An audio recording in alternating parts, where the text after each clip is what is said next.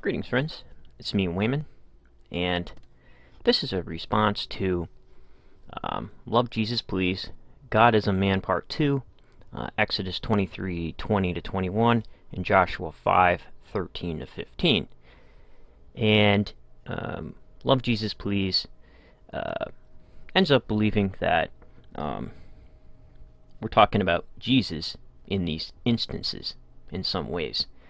And I tend to disagree, obviously. But like I said in the last video, it's all in the theological reading. Whatever church or theological belief system you belong to is how you will read the literature. And we looked at a bunch of different theological viewpoints and seen how different interpretations of English, paraphrased and word-for-word text, end up being swayed by these theological views. So let's go through some of these.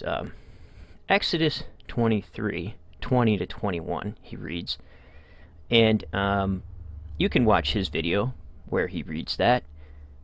The background behind this, Exodus 23, actually is the end of a treaty.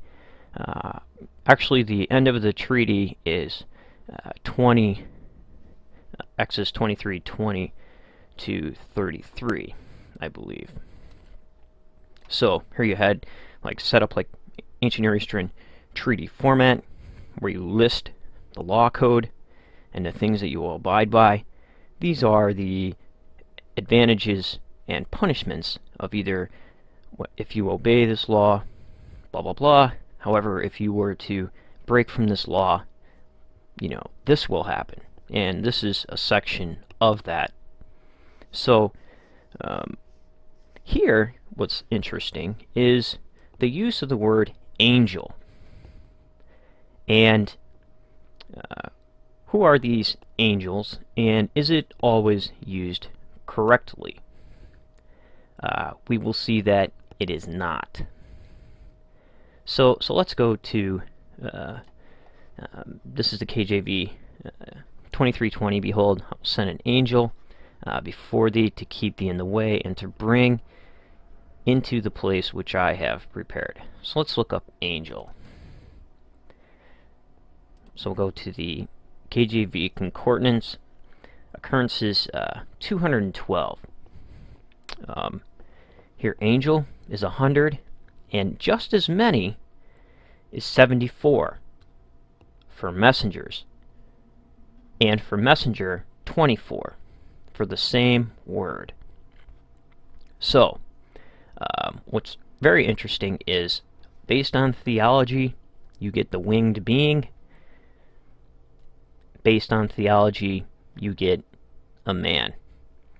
So what's interesting is the biblical literature is clear on who these people are, and usually they're identified. Usually if a divine being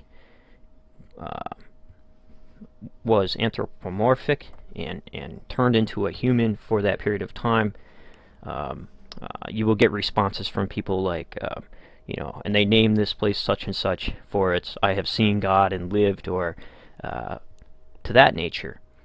And so here, angel is used 100 times.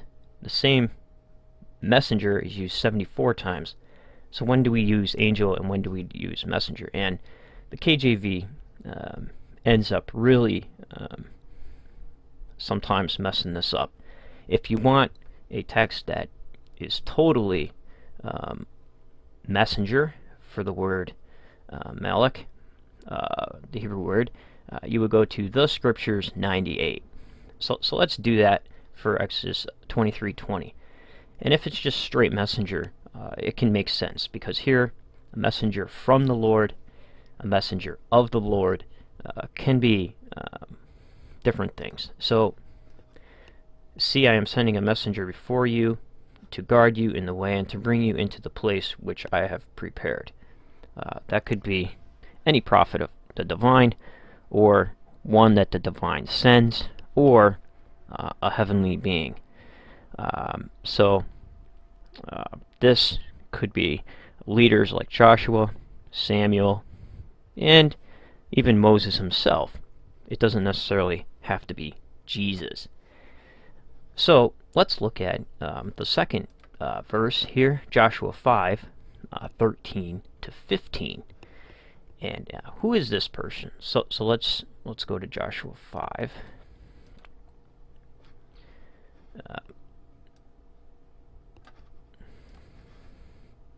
13 to 15, sorry. Joshua 5:13. And we use the KJV here.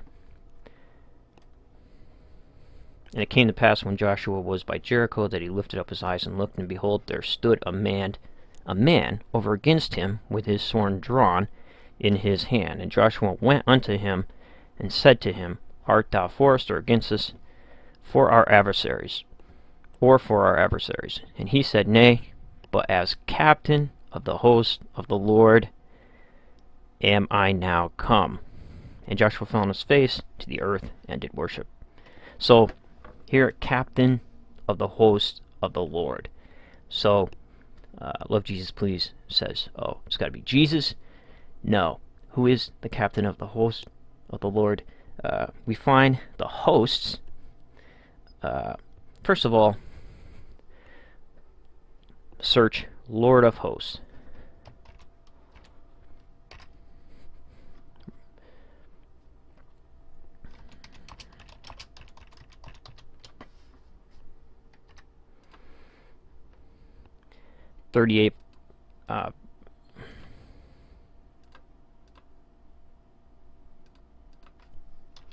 Lord of Hosts.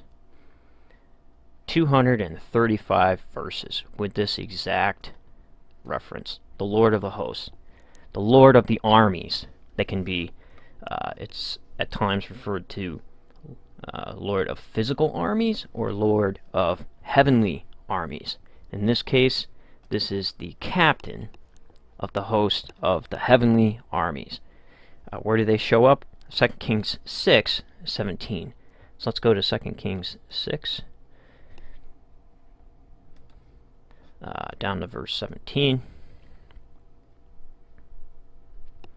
And Elisha prayed and said, Lord, I pray thee, open his eyes, that he may see. And the Lord opened the eyes of the young man, and he saw, and behold, the mountain was full of horses and chariots of fire around about Elisha.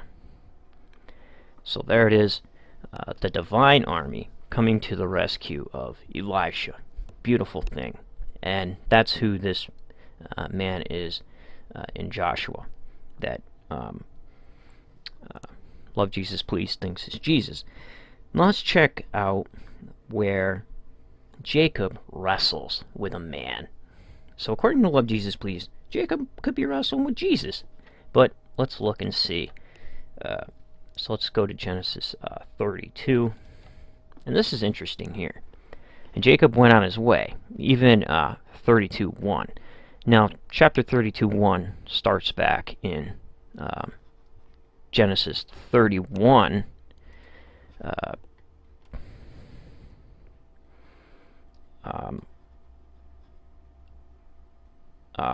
55.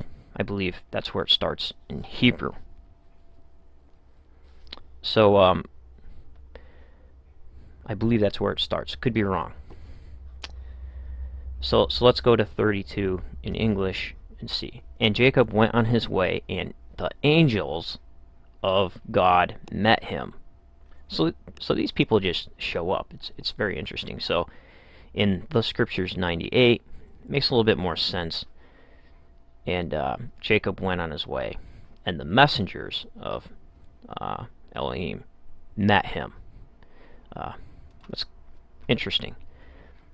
And when Jacob saw them, he said, This is God's host. And he called the name of that place Mahanaim. So here, he makes reference to the host. Once, as we've seen before, the divine army.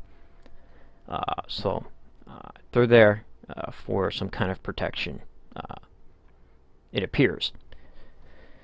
So let's go back and think about where the word angel comes from, and why I prefer to use messengers, because not until Ezekiel, to where you get descriptions of winged beings and all these things, these divine beings, when they're anthropomorphic and they appear to men as human, when a divine becomes anthropomorphic, appears to him as like Abraham stands and talks to the divine when he's discussing Sodom and Gomorrah. 2 more messengers go to the city.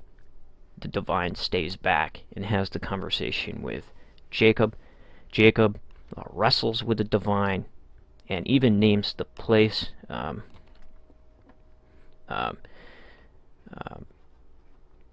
Here it is in verse Genesis 32:30, and Jacob called the name of that place Peniel, for I have seen God face to face, and my life is preserved. And so he wrestles with the divine.